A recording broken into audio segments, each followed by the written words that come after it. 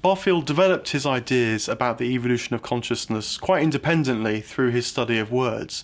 But then he discovered a figure who had become very famous, particularly in Germany, but fairly much throughout Europe as well in the 1920s, Rudolf Steiner, who became the founder of anthroposophy.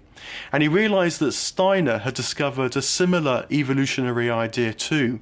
It's actually one that's not that dissimilar from what's often called now the axial age.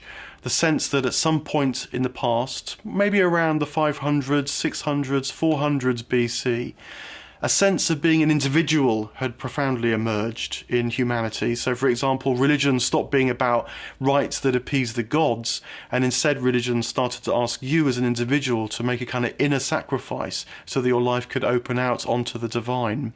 Steiner had discovered something a bit like that, and it matched Barfield's idea about evolution too. But what was different was that whereas Barfield has always had to wrestle this meaning out of words, it seemed that Steiner had quite powerful clairvoyant capacities too.